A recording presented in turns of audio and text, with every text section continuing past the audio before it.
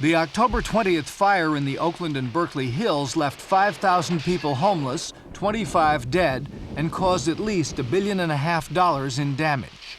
The fire roared unchecked for a full day as fire departments were slow to fully respond. Water pressure was low and access was difficult. The fire occurred in completely residential, well-to-do neighborhoods, with much of the damage covered by insurance. When the residents like Jim Penowitz start to rebuild, they will face the same conditions that made the hills risky to build on in the first place. Building on a hillside is an extremely dangerous thing to do for both the soils and earthquake reasons and also for fire. Every year there are fires like this. There have been fires regularly in the history of the East Bay. At the University of California at Berkeley, close to the fire, the dean of the College of Environmental Design is Roger Montgomery, an architect and planner. There's no question that if you're going to live in California, you got to pay for it. And California is an expensive place to live. We got to move water hundreds of miles. We have to protect ourselves against an inflammable landscape. And we've got to also build in a way which is in itself not hazardous. As Montgomery points out, it is man's presence that has made these hills more flammable. You have a ladder? Yeah, get your ladder out now and put it up on the roof. Even in areas not touched by flames, the hazards are easy to spot. Homes are built as close to nature as possible, with trees and shrubs intertwined with the architecture. Shake and shingle roofs are commonplace, though fire protection was, in Dean Montgomery's opinion, not adequate for the risks of living the California hillside lifestyle.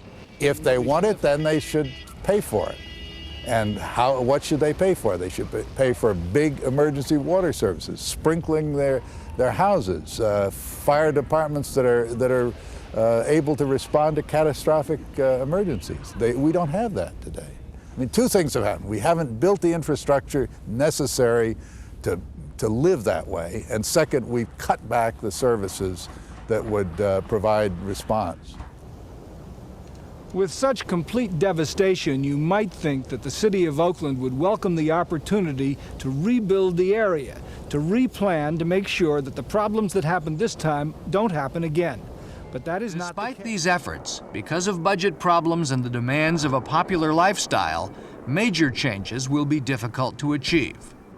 Well, there may be some changes in terms of building materials. It wouldn't surprise me if wood shake roofs get outlawed.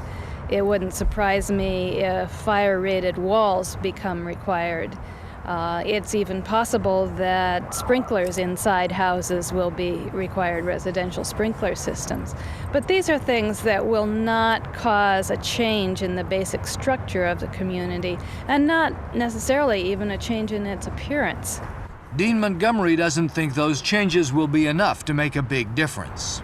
I think what's likely to happen is that we're going to not build back very much better than what was left. And so California will, somewhere along the line, experience this again.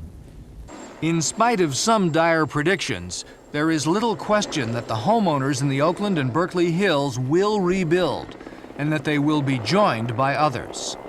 Just a few blocks away from the fire, new home construction proceeds on a heavily wooded lot.